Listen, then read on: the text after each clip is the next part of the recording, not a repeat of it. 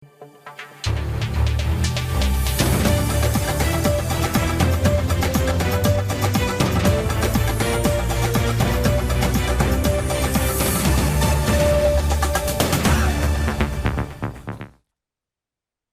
দর্শক, আমি আফজাল হোসেন, স্বাগত জানাচ্ছি সম্পাদকীয়তে।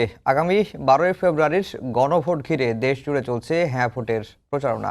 মির্জা ফখরুল ইসলাম আলমগীর স্পষ্ট করেছেন, গণভোটে না দেওয়ার সুযোগ নেই।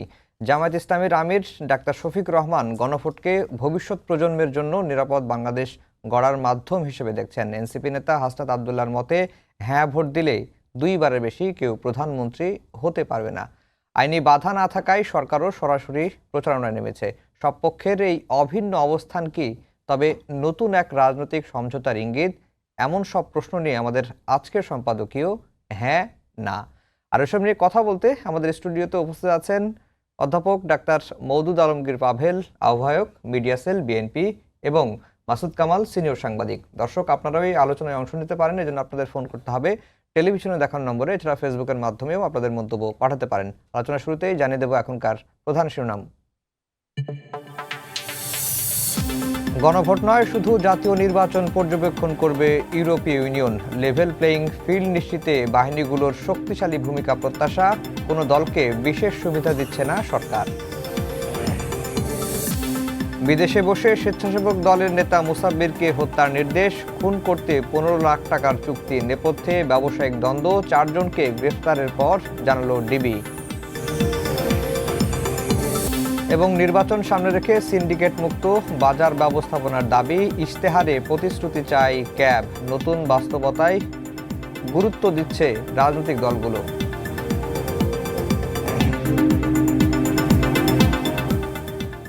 দর্শক, শিরোনাম শুনছিলেন। আমরা আজকের আলোচনার বিষয় দিয়েছি হ্যাঁ না।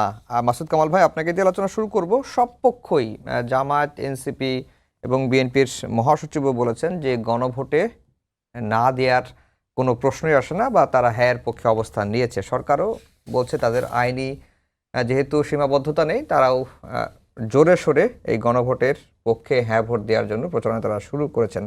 তারপরেও রাজনীতির মাঠে কথা উঠছে যে হ্যাঁ ভোট দিলে আজাদি, না ভোট দিলে গোলামি। এই প্রশ্নগুলো তাহলে কেন উঠছে? সবাই তো গণভোটে হ্যাঁ ভোট দেওয়ার পক্ষেই। দেখেন, আসলে গণভোটে হ্যাঁ ভোট যদি সবাই দেয় তাহলে তো ভালো। কোনো তর্কহীনভাবেই তো এটা গণভোট, হ্যাঁ জয়যুক্ত হলো, হ্যাঁ জয়যুক্ত হলো, আরেকবার বলবেন, হয়ে যাবে, সমস্যা নাই। তারপরে তো সবাই মিলে, তারপরে তো জনগণের কাছে আপনারা পাঠাচ্ছেন। এখন সমস্ত পলিটিক্যাল পার্টির লিডাররা চাইলেই জনগণও তাই চাইবে, এটা তো আমি এটা মনে করি সমর্থক নয়। জনগণ কি চায় না চায় আমরা দেখি, একটা ভোট যেহেতু হচ্ছে হবে, অসুবিধাটা কি? এবং পলিটিক্যাল পার্টিগুলি যখন চায়, তাদের চাওয়ার, তাদের যে নিয়ত, এই নিয়তেও আমার ঘাপলা আছে মনে হয়। আচ্ছা, যেমন ধরেন আমি একটা এক্সাম্পল দিয়ে আপনাকে বলি, ছোট্ট একটা এক্সাম্পল দিয়ে বলি। এটা কি হবে? জুলাই সনদ সবগুলি পার্টি মিলে ঠিকঠাক করে আসছে না? আসছে তো। ওইখানে সব পার্টি কত পার্সেন্ট মহিলাকে নমিনেশন দেওয়ার অঙ্গীকার করছে?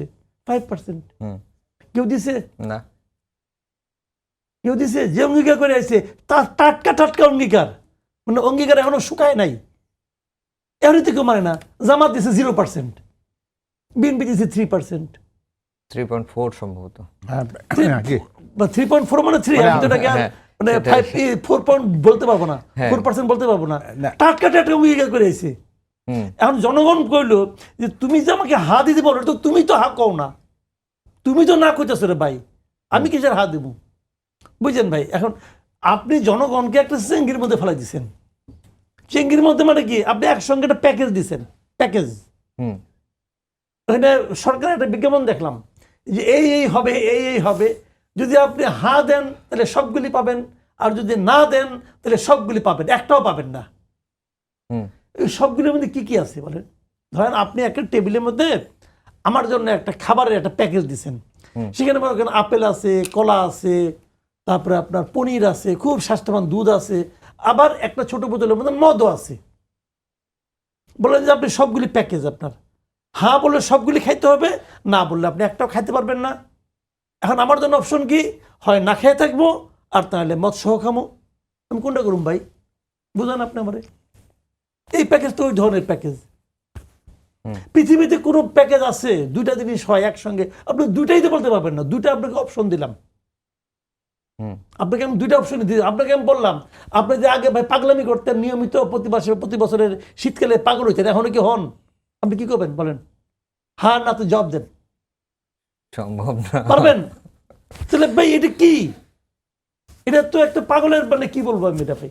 তো এটা আমার জনগণের সামনে একটা ঝুলাই দিয়েছেন। এখন সব পলিটিক্যাল পার্টি বলতেছে হ্যাঁ আমরা হাত দিতে চাই। আমি যদি সব পার্টিকে জিজ্ঞাসা করি, ভাই আমার এই প্রশ্নের জবাবটা আপনাকে দেন,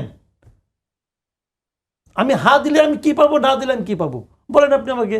আপনি তো আমাকে প্যাকেজ ধরে দিচ্ছেন রে ভাই। এখন আপনি বলবেন তাহলে ওনারা, আপনি বুঝেন, আপনি বহাগেনি, ওনারা বুঝে না? ওনারা আমার চেয়ে বেশি বুঝে। ওনাদের বোঝার কি? বিএনপির সমস্যাটা কোথায় আমি বলি। বিএনপির এখন মানে বিএনপির সমস্যা না, বিএনপি এখন পলিটিক্সটা কি? বিএনপি পলিটিক্স হলো ভাই তুই যা ক সব রাজি, খালি 12 তারিখ পর্যন্ত ইলেকশনটা করতে দে, তারপরে দেখবি কি হয়। এটা হলো বিএনপি পলিটিক্স। সিম্পল, একদম ক্লিয়ার এন্ড সিম্পল। বিএনপির একজন নেতা বসে আছেন, কিন্তু আমি বিএনপি পলিটিক্সটাকে এইভাবে বুঝি যে বাবা তোমার যা ইচ্ছা তাই করো, তুমি করো, খালি ইলেকশনটা করো, যা করবো সব আমি রাজি আছি, ইলেকশনটা করো, তারপরে দেখবো কি হয়। জি, ওই ফর্মুলায় আছে পাবেল ভাই, যেটা হচ্ছে বিএনপির মহাসচিব বলছেন যে গণভোটে না দেওয়ার কোনো সুযোগ নেই, কিন্তু তৃণমূল পর্যায়ে দেখছি যে বিএনপির নেতা কর্মী যারা আছেন তারা নায়ের পক্ষেই একটা জনমত জরিপ করছেন। আপনাদের মিডিয়া সেল থেকে এখনো পর্যন্ত আমরা দেখি নাই যে গণভোটের পক্ষে মানে হ্যার পক্ষে ক্যাম্পেইন করতে, এটি একটি দিক।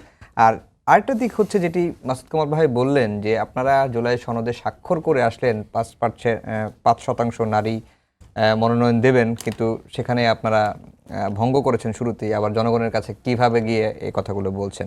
আর বিএনপির পলিটিক্সটা কি যেটি বললো শেষের দিকে। আচ্ছা ঠিক আছে, আমি সবগুলোকে মানে মাথায় নিয়ে আমি একটু আমার অবস্থানটাকে ব্যাখ্যা করার চেষ্টা করি। সেটা হচ্ছে যে বিএনপি কিন্তু 300 সিটের মনোনয়ন কিন্তু বিএনপি নিজের না, তাদের জোটদের জন্য কিছু আসন ছেড়ে দিতে হয়েছে। সুতরাং সেই পরিসংখ্যানটা কিন্তু বিএনপির জন্য আনা যাবে না। এবং মনোনয়নপত্র জমা দেওয়ার শেষ দিন পর্যন্ত দেশনেত্রী বেগম খালেদা জিয়া জীবিত ছিলেন।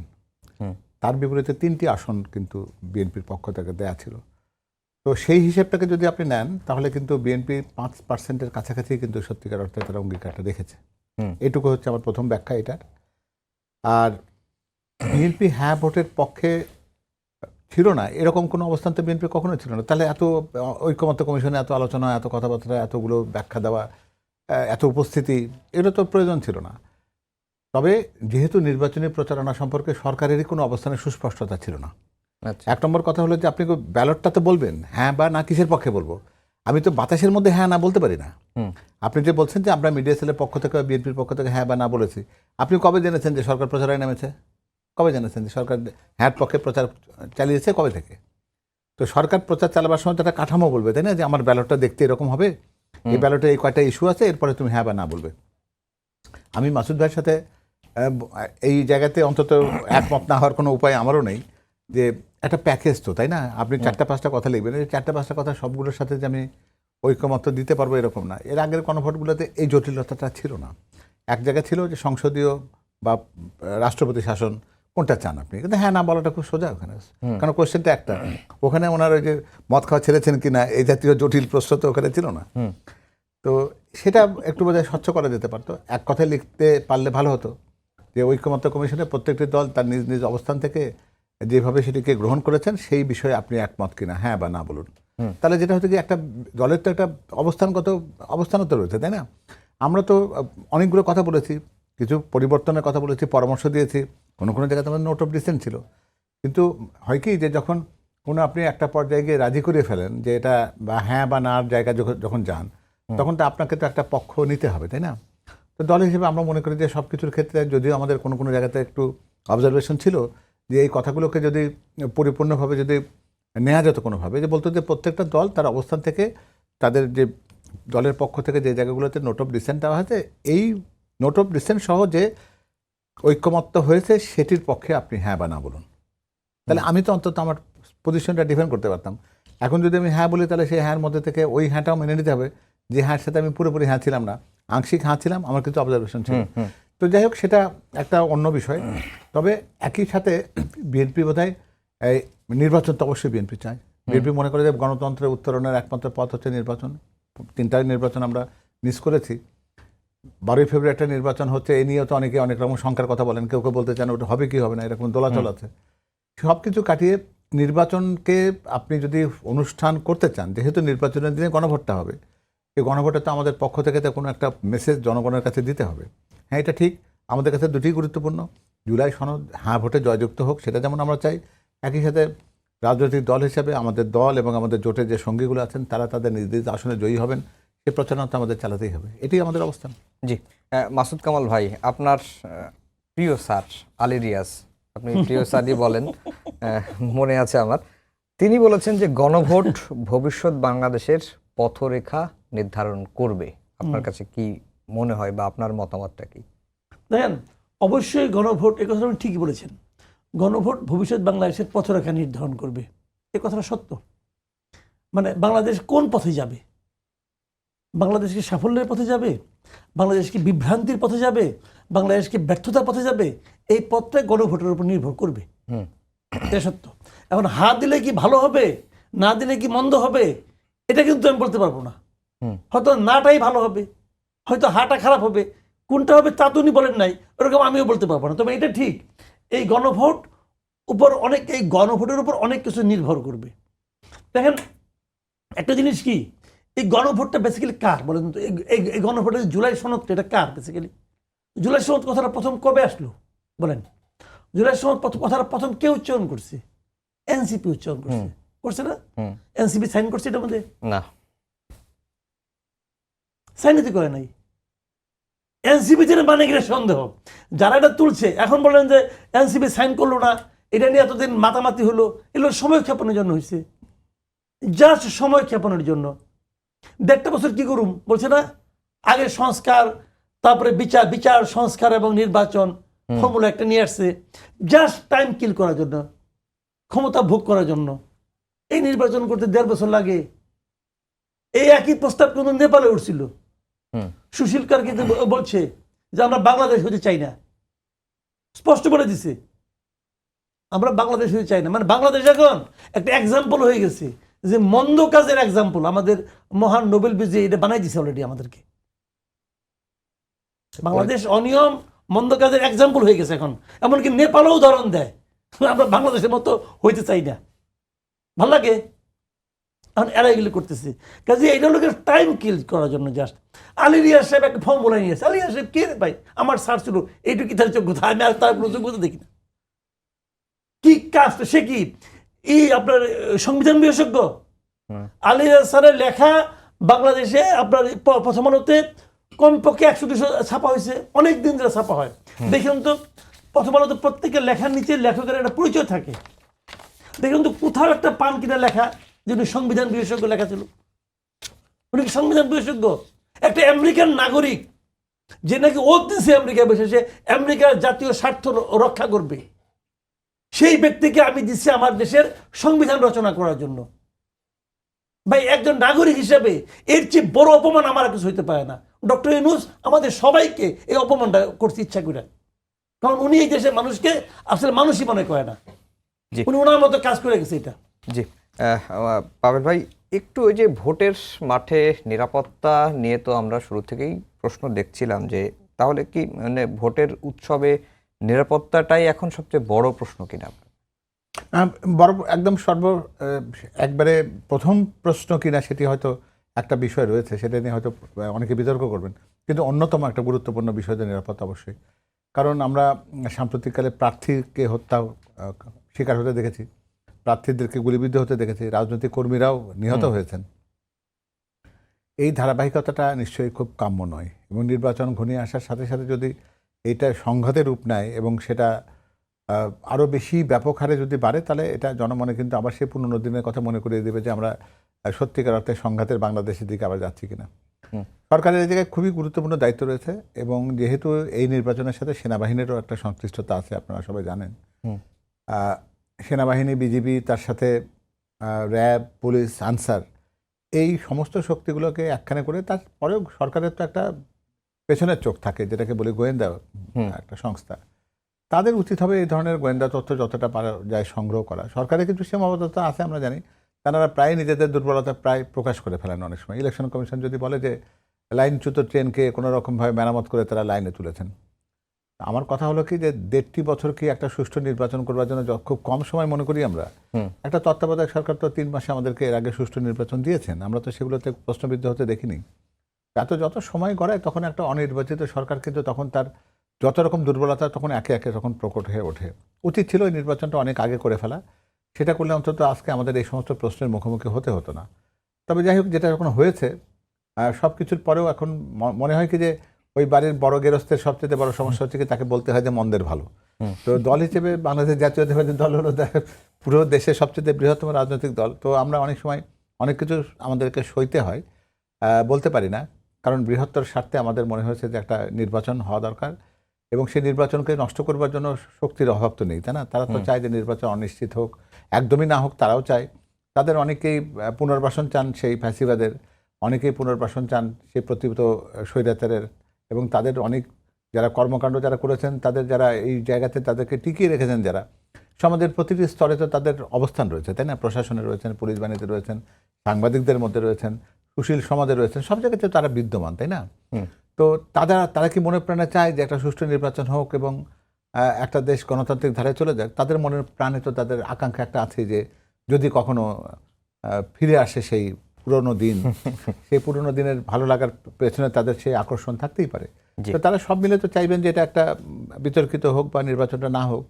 তো সেজন্য আবারও বলি যে বাড়ির বড় ছেলে বা বড় গেরস্থ হিসেবে আমরা চাই যে আমাদের উচিত হবে যে একটা নির্বাচন যেন সুষ্ঠুভাবে হয়। সেজন্য আমাদের সব কিছু কষ্ট সহ্য করা, যত রকম ত্যাগ সহ্য করতে হয়, যত রকম অপ্রাপ্তি থাকুক, তারপরেও আমরা চাই যে 12 ফেব্রুয়ারি একটা নির্বাচন হোক। জি, মাসুদ কামাল ভাই, এই যে নির্বাচন আসলে লেভেল প্লেইং ফিল্ড নিয়ে যে অভিযোগ, এটা আমরা বরাবরই শুনে আসছি, এবারও সেটাই হচ্ছে। এবং এর সঙ্গে যেটি যুক্ত হয়েছে সেটা হচ্ছে যে জামাত, এনসিপি তারা যেটি বলছেন যে একটি বিশেষ দল, বড় দল বিএনপিকে উদ্দেশ্য করে বলছেন যে তাদেরকে সরকার বাড়তি সুযোগ সুবিধা দিচ্ছে।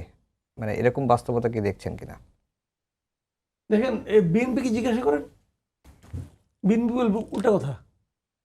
বিএনপি বলবে যে বিভিন্ন জায়গায় জামাত তাদের প্রশাসনের বিভিন্ন জায়গায় জামাত তাদের লোক বসায় রাখছে। বলবে, জিজ্ঞেস করেন বিএনপিকে, তারা এটি বলবে। জামাত এটা বলতেছে। এটা কি জানেন, আসলে দুই দলেরই লোক আছে প্রশাসনে। আর আপনি বলবেন কেন আছে? আচ্ছা, বাদ দিলে এই দুই দল বাদ দিলে থাকে কি? যদি কেউ বলে যে আমি জামাতে করি না, আমি বিএনপির করি না, ওরা চাকরি থাকবে, কবিতা তুমি আওয়ামী লীগ করো, ঠিক কিনা? আপনি বোঝার চেষ্টা করেন। একটা লোক জয়েন্ট সেক্রেটারি বলেন, তার চাকরি হয়েছে কবে, তার প্রমোশন হয়েছে কবে? সব তো গত 17 বছর হয়েছে ভাই। এর মধ্যে বিএনপি পাইলেন কই? হ্যাঁ, এর মধ্যে বিএনপি কই পাইলেন? বিএনপি কই, জামাত কই? গত 17 বছরে ওনার প্রমোশন হয়েছে, না নিয়োগ হয়েছে। তো এটাকে আওয়ামী লীগ কেউ বুঝে বলে আমি বিএনপি করি, তার প্রমোশন হবে? হয়েছে প্রমোশন? না। সে এশিয়ান সেক্রেটারি হইতে পারবে? সে ঘোষণা দেয় আমি বিএনপি, আবার যদি ঘোষণা দেয় আমি জামাত, হবে? তাহলে ওই সময় তারা কি ছিল? সবাই গুপ্ত। এটা কিন্তু চমৎকার একটা শব্দ আসছে আমাদের রাজনীতিতে, গুপ্ত। সবাই গুপ্ত জামাত, গুপ্ত বিএনপি। গুপ্ত বিএনপি নাই, গুপ্ত জামাত। আচ্ছা, এই যে গুপ্ত থাকাটা, মানে কারণ আমি একজন জামাত কিন্তু সবাই জানে আমি বিএনপি, আমি বিএনপি করি অথবা আওয়ামী লীগ করি। এই যে গুপ্ত থাকাটা, জিজ্ঞাসা করলে বলে আমি আওয়ামী লীগ করি, জিজ্ঞাসা করলে বলে আমি জামাত করি। এই গুপ্তটা কিন্তু নতুন আবিষ্কার হয় না, এটা ইসলামের শুরুতেও ছিল। এদেরকে ইসলামিক ভাষায় বলা হয় মুনাফিক, জাস্ট মুনাফিক। এবং মুনাফিককে ইসলামে কোরআনে বলা হয়েছে মুনাফিক কাফেরের চেয়েও খারাপ। মুনাফিক কাফেরের চেয়েও খারাপ। তাহলে যে লোকটা আওয়ামী লীগের মধ্যে গুপ্ত ছিল, সেটা আওয়ামী লীগের চেয়েও খারাপ। আপনার ব্যাপারটা হিসেব বুঝান ভাই আপনি আমাকে। সেটা আওয়ামী লীগের, এখন সে আজকা বিপ্লবী, সে বিপ্লবী আমি জামাত করছি শুরু থেকেই। তাহলে গুপ্ত মানে কি জিনিসটা? আপনি আপনার অস্তিত্ব রক্ষার জন্য যদি করে থাকেন, অস্তিত্ব রক্ষা করেন। আপনি অস্তিত্ব রক্ষা করেন না, আপনি অনেক ষড়যন্ত্র করার জন্য। আমি তো চ্যালেঞ্জ দিয়ে বলি যে বিএনপির মধ্যে মিনিমাম 30 to 40% আছে গুপ্ত। বিএনপির একদম মানে বড় বড় জায়গায় আছে গুপ্ত আছে, বললাম তো। নিজে দিয়ে তাকে আমিও কি গুপ্ত ভাবতে পারেন, কোনো সমস্যা নাই। আমি বলতেছি বিএনপি একসময় বিএনপি বলবে, আরে এই লোক জামাত ছিল, বলবে এক সময়, সেই দিন ঘনে আসছে, যেটা নাকি আওয়ামী লীগ এখন সকালে বিকালে বলে। আর এই লোক তো আমার সবচেয়ে জোরে জিন্দাবাদ করেছে, সে জামাত ছিল।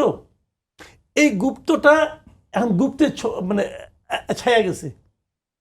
এখন এই জন্যই কিন্তু ওই ধরনের অভিযোগ পাল্টা অভিযোগ হচ্ছে। আমি মনে করি এই নির্বাচনে যদি মনে করেন যেই হারবে সেই বলবে ওই যে অপর পক্ষ প্রশাসনকে নিজের মতো করে করায়ত্ত করে নিয়েছিল, এই জন্য আমরা হারছি। আর যদি জিতে তাহলে বলবে যে এত কিছু করায়ত্ত করে নিয়েছে, কিন্তু জনগণের যে ভোটের জোয়ার, সেই জোয়ারে আমরা জিতে গেছি। আমি এই জন্যই মনে করি নির্বাচন কমিশনের উচিত হবে সমস্ত জেলা ডিসিকে আবার বদলি করা। জি, এটা একদম ফরজ হয়ে গেছে, তা নাহলে কিন্তু এই নির্বাচন কমিশন বিরাট ঝামেলায় পড়ে যাবে। জি। পাভেল ভাই, তারা এনসিপি বা জামাত আরেকটি অভিযোগ করে যে প্রশাসন এবং আমলাতন্ত্র এখন অনেকটা তারেক রহমান দেশে ফেরার পরে গুলশান কেন্দ্রিক হয়ে গেছে, এটি একটি দিক। আর যেটি মাসুদ কামাল ভাই বললেন যে গুপ্তদের অবস্থান আপনাদের দলেও 30 থেকে 40% হতে পারে। আচ্ছা, আমার মনে হয় যে এই জায়গায় একটু পরিষ্কার করা দরকার। দেখুন, জনাব তারেক রহমান 17 বছর পর দেশে যখন এসেছেন, তখন তাকে দেখবার জন্য, তাকে এক নজর দেখা বা তাকে কথা শোনার জন্য বাংলাদেশের ইতিহাসে সবচেয়ে বেশি জনসমাগম 300 ফুটের সেই 36 গণ অভ্যুত্থান সরণিতে সেটা হয়েছিল। প্রশ্নটি হচ্ছে যে সেই সময় যখন লোকজন রাস্তায় ছিল, তাদেরকে নিয়ন্ত্রণ করার জন্য, তাদেরকে শৃঙ্খলা রাখার জন্য পুলিশ প্রশাসনকে থাকবে না? এটা কি দেশের রাষ্ট্রের দায়িত্ব না এটা? এখন আমার দলের লোকজন যদি জনসমাগমে বেশি সংখ্যায় আসে, তার জন্য যদি রাষ্ট্র যদি সেই নিরাপত্তার ব্যবস্থা করে, তাহলে আপনি বলবেন যে এটা বাড়তি পুলিশি নিরাপত্তা দেওয়া হচ্ছে, বিএনপিকে ফেভার করা হচ্ছে। দেশনেত্রী বেগম খালেদা জিয়াকে সরকার ভিভিআইপি মর্যাদা দিয়েছে, সেটা ঠিক। এবং সেটা যেমন জীবদ্দশায় যেমন ছিল, তেমনি উনি মৃত্যুর পরেও কিন্তু সেটি অব্যাহত ছিল। ফলে তার সমস্ত কার্যক্রমটা হয়েছে রাষ্ট্রীয়ভাবে। এখন দৃশ্যমানভাবে তখন আপনি দেখেছেন যে 3 বাহিনীর প্রধান তার কবরে পুষ্পস্তবক দিয়েছে, তার জানাজায় অংশগ্রহণ করেছেন। প্রধান উপদেষ্টার পক্ষ থেকে সর্বোচ্চ রকম যে অংশগ্রহণ ছিল, রাষ্ট্রের পক্ষ থেকে সর্বোচ্চ সহযোগিতা ছিল, সকলে সহযোগিতা করেছে। এখন ভিভিআইপির জন্য রাষ্ট্র যে সহযোগিতা করেছে, এর সাথে তো দলের কোনো সম্পর্ক নেই। দেশনেত্রী বেগম খালেদা জিয়ার প্রতি যে আয়োজনটা, সেই আয়োজন তো দলের পক্ষ থেকে কিছুই করা হয়নি। বলতে গেলে দল তাদেরকে সহযোগিতা করেছে মাত্র। সরকার সেটি আয়োজন করেছে একজন ভিভিআইপির সেই মহাপ্রয়াণকে স্মরণীয় করে রাখার জন্য। এটাকে আপনি পক্ষপাতিত্ব বলবেন কেন? আমরা আমাদের দলে একটা শোক বই খুলেছি, আমাদের গুলশান কার্যালয় এবং আমাদের পুরানা পল্টন কার্যালয়। সেখানে বাংলাদেশে যারা বিদেশি কূটনৈতিক মিশনে যারা মিশন প্রধান আছেন, যারা অন্যান্য যে সমস্ত সংগঠন যারা আছেন, তাদের পক্ষ থেকে শোক বইতে স্বাক্ষর করতে যাবে, এটা তো স্বাভাবিক। তারা যদি এখন সেই জায়গায় যায়, তো আমার শোক বইটা তো অন্য কোথায় রাখবো আমি, বলেন আপনি? আমার দলীয় কার্যালয় তো সেটা থাকবে, যে কার্যালয়ে দেশনেত্রী বেগম খালেদা জিয়া তার জীবনের সর্বোচ্চ সময় কাটিয়েছেন, যে জায়গাতে উনি চেয়ারপারসন হিসেবে দায়িত্ব পালন করেছেন, সেটাকেই রাখা হয়েছে তার সেই শোক বই লিখবার জন্য। তো সেই জায়গায় যদি তারা যায়, তাহলে এটাকে আমি পক্ষপাতিত্ব বলবেন? একজন মানুষ যিনি চলে গেছেন পৃথিবী থেকে, তাকে স্মরণ করে তাকে শ্রদ্ধা জানাবার জন্য যদি মানুষ যদি এখানে যায়, কূটনৈতিক মিশনের লোক যদি যায়, সেখানে যারা তার সাথে প্রোটোকলে যারা ছিল তারা যদি যায়, এর সাথে দলকে আপনি সম্পর্কিত করছেন কারণ এর মধ্যে রাজনৈতিক বেনিফিটটা কি পেলাম আমরা? এটাকে যদি আমরা ওই অর্থে নিই, তাহলে তো এটা আমাদের প্রতি বরং বলবো যে ঠিক অবিচার করা হচ্ছে। এরপরেও ধরুন, জনাব তারেক রহমান তো উত্তরাঞ্চলে তার একটা নির্দিষ্ট করে বলেছিলেন যে তিনি তার গ্রামের বাড়িতে যাবেন, শহীদ আবু সাইদের কবর জিয়ারত করতে যাবেন, নানির কবর জিয়ারত করতে যাবেন, এই উদ্দেশ্যে যাবেন উনি। সেটার ব্যাপারে নির্বাচন কমিশনের পক্ষ থেকে অনুরোধ এসেছে যে এটা না করলে ভালো, এটা যদি করেন তাহলে কি হবে আমাদের, উনি যদি যান তাহলে রাস্তার পাশে লোকজন হবে। এটা কি আমি 22 তারিখে যখন নির্বাচনী প্রচারে উনি যাবেন তখন কি আমি ঠেকাতে পারবো? তখন কি আমি বলবো যে নির্বাচন আচরণবিধি লঙ্ঘন হচ্ছে বা প্রশাসন পক্ষপাতিত্ব করছে? জনগণ যদি রাস্তায় আসে, তাদেরকে রাস্তায় নিরাপদে চলাফেরা করার জন্য, যানবাহন যেন চলতে পারে, আইন শৃঙ্খলা যেন রক্ষা হয়, ডিসিপ্লিন যেন রক্ষা হয়, এর জন্য পুলিশ বাহিনী যদি থাকে, তাহলে আপনি বলবেন যেটা আমাদের পক্ষপাতিত্ব করছে। আচ্ছা, এটা একটা দিক। আরেকটা দিক যেটি গুপ্তদের কথা বললেন, গুপ্তদের ব্যাপার নিয়ে, গুপ্তদের করতে পাওয়া মুশকিল, গুপ্ত জিনিস তো গুপ্তই থাকবে। তবে গুপ্ত শব্দটির সাথে আমাদেরকে এই ছাত্র শিবির এবং জামায়াত এটা পরিচিত করেছে। এটা আমরা এই পরিচিতি না পেলে ভালো হতো। আমরা তো তাদেরকে সবসময় দেখেছি স্বৈরাচারের বিরুদ্ধে, ফ্যাসিবাদ বিরোধী অবস্থান তাদের একটা ছিল, কিন্তু তাদের ছেলেপেলেরা সেই ছাত্রলীগের সঙ্গে থেকে যে যার পক্ষে স্লোগান দিয়েছে বিগত দিনগুলোতে, এখানে একটা বিষয় কি থাকে যে আমরা রাজনীতি থেকে আদর্শ বিবর্জিত হব কিনা, আপনি অপকৌশল কূটকৌশলকে কৌশল বলবেন কিনা।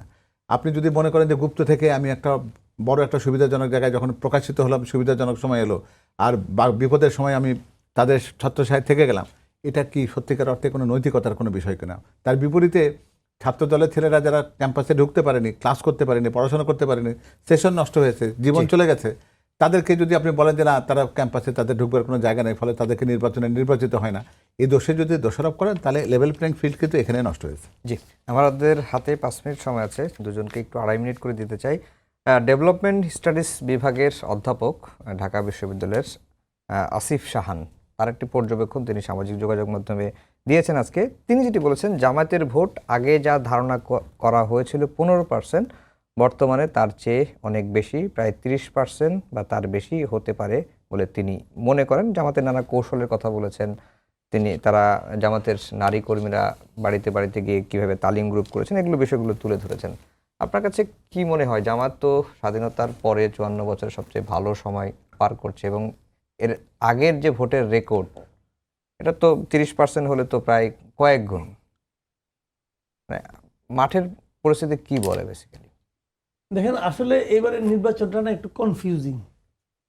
মানে আমরা আগে যেভাবে ভাবতাম যে প্রধান দুইজন প্রতিদ্বন্দ্বী আওয়ামী লীগ, বিএনপি, জামাত এবং জাতীয় পার্টির অবস্থা হলো কে কার সঙ্গে যাবে, যে কতটুকু ক্ষমতার শেয়ার নেবে, এই যে ধারণাটা, এই ধারণাটার সঙ্গে এবারে নির্বাচনের বাস্তবতা মিলবে না। এবারে বাস্তবতা আসলে ডিফারেন্ট একটু। কিন্তু আসিফ শাহান সাহেব যে হিসাবটা দিয়েছেন, আমার কাছে এই হিসাবটা আমার নিজের যে অভিজ্ঞতা, আমার নিজের যে অবজারভেশন, তার সঙ্গে মেলে না। জামাতের ভোট বেড়েছে, কোনো সন্দেহ নাই। জামাতের ভোট অনেকটা জোয়ার ভাটার মতো আমি দেখতেছি, যে কখনো বাড়ে কখনো কমে, এরকম মনে হচ্ছে। সবার মধ্যে এই ধারণাটা আসছে কেন? এই ধারণাটা বেঁচে গেলে আসছে শিক্ষা প্রতিষ্ঠানগুলোতে তাদের যে অভূতপূর্ব সাফল্য, এটার কারণে। কিন্তু আমি এটাও মনে করি, শিক্ষা প্রতিষ্ঠান সব শিক্ষিত ছেলে মেয়েরা, তাদেরকে আপনি যুক্তি দিয়া, লজিক দিয়া, প্রাপ্তি দিয়া, কিছু একটা দিয়া তাদেরকে আপনি প্রভাবিত করতে পারবেন। গ্রামের ভোট ভাই এখনো মার্কায় হয়, গ্রামের ভোট এখনো মার্কায় হয়। অনেককে আমি বলতে শুনছি যে বলে, একজন বৃদ্ধ লোক বলতেছে প্রার্থীকে, বাবা তুমি তো ভালো মানুষ, তোমার তো ভোট দিতে চাইছিলাম, কিন্তু তোমার মার্কাটা তো ভালো হয় নাই। এরকম কথা আমি অনেককে বলতে শুনছি। তো জামাতের এমন একটা মার্কা, যে মার্কাটা 2009-এর পরে বাংলাদেশের ভোটাররা দেখে নাই। দাঁড়িপাল্লা নামে যেটা মার্কা আছে, এটা 2009-এর পরে এদেশের মানুষ এই মার্কার সঙ্গে পরিচিত না। ধানের শীষ ইলেকশন যে খুব বেশি করছে তাও না, কিন্তু না হলেও ধানের শীষে কোনো প্রোগ্রাম, কোনো অনুষ্ঠান, যে আপনার মিটিং, সেখানে কিন্তু লোকে ধানের শীষ নিয়ে আসে হাজির হয়েছে। কাজে জামাতের মার্কাটা অপরিচিত। কাজে একটা অপরিচিত মার্কা নিয়ে তারা এত ভোট পেয়ে যাবে, যত তারা সাংগঠনিক দক্ষতা অর্জন করুক না কেন। এটা আমার কাছে এখন পর্যন্ত লজিক্যাল অথবা প্র্যাকটিক্যাল আমার কাছে মনে হয় না। জি, পাবেল ভাই, আমরা একেবারে শেষের দিকে চলে এসেছি। আসিফ শাহানের পর্যবেক্ষণের শেষের প্যারা যিনি যে বলা হয়েছে যে তারেক রহমানের প্রভাবে গ্রামীণ কর্মীরা উজ্জীবিত হলেও তার পূর্ণ সুবিধা বিএনপি নিতে পারছে না। এছাড়া জুবাইদা ও জাইমা রহমানকে নারী ভোটারদের সামনে নিয়ে আসার ব্যাপারে তাদের কোনো কৌশল দেখাচ্ছে না। এইটা বোধহয় পুরোপুরিভাবে ঠিক না, কারণ যে উনি ঠিক শহরে একটা জায়গায় অবস্থান থেকে গ্রামের হিসাবটা এত সহজে কী করে করলেন, যদি করে থাকেন তাহলে তাকে তো স্যালুট করতে হবে। কিন্তু আমার যেটা মনে হয় কি, যে প্রকৃত গ্রামের চিত্রটি আলাদা। বাংলাদেশে এই মুহূর্তে যদি বলি যে বিএনপির নেতাকর্মীরা সবচেয়ে যে উজ্জীবিত সময় যদি কোনো সময় অতিক্রম করে থাকে, তাহলে এখন সেটা তারা করছে। বিভেদ বলেন, সংঘাত বলেন, ব্যক্তি স্বার্থ বলেন, দলীয় কন্দল বলেন, সবগুলো এখন সর্বনিম্ন অবস্থানে রয়েছে। আর বাকি যে দুজনের কথা বললেন, এর মধ্যে একজন ধরেন ডক্টর জুবাইদা রহমান, উনি কিন্তু সমাজকর্মের সাথে জড়িত থাকেন। জিয়া রহমান ফাউন্ডেশন হচ্ছে ওনার তার মূল প্রতিষ্ঠান, তার মাধ্যমে কিন্তু উনি কাজ করছেন আজকেও এবং গতকালকেও কিন্তু তার সেই প্রতিষ্ঠানে তিনি বসেছেন এবং তার যে সামাজিক কর্মসূচি যেটা রয়েছে সেটা নিয়ে দেশের বিভিন্ন জায়গাতে তার কর্মীরা যেটা যাবেন বা করবেন সেটা দৃশ্যমান। উনি যদি না দেখে থাকেন তাহলে সেটা বলবার কিছু নেই। আর ডক্টর ব্যারিস্টার জাইমা রহমানের কথা যেটা বলছেন, তিনি বলতে পারেন যে অপেক্ষা করুন, আপনারা নিশ্চয়ই তার আবির্ভাবটাকে বা প্রকাশ্যে তার আশাটাকে এমনভাবে দেখবেন, তারুণ্য তাকে স্বাগত জানাতে নিশ্চয়ই সমর্থ হবে সেদিন। কিন্তু প্রতিপক্ষকে আপনারা এখনো হালকাভাবে নিচ্ছেন? কখনোই না, কখনোই না। প্রতিপক্ষকে হালকা করে নেওয়ার কোনো সুযোগই তো নেই। আর সবচেয়ে বড় ব্যাপার হলো কি, ওনার তো প্রতিপক্ষ ছিলেন না কোনো দিন। ওনারা তো ধানের শীষ নিয়ে নির্বাচন করেছেন আমাদের সাথে। আপনি যে দলের কথা বলছেন তাদের আমির বা তাদের সাধারণ সম্পাদকরা তারা কিন্তু গত 18 সালের নির্বাচনে ধানের শীষের মার্কাতেই ছিলেন, এবং আপনি যদি ইউটিউবে দেখেন তারা বলবে যে ধানের শীষে ভোট দিন, সেই কথা তো তারাই বলেছেন। সুতরাং আমার প্রতিপক্ষকে দুর্বল মনে কেন করব? ভাই দুজনকে ধন্যবাদ জানিয়ে শেষ করছি আমাদের আজকের সম্পাদকীয়। আগামীকাল আবারও দেখা হবে একই সময়ে। শুভরাত্রি।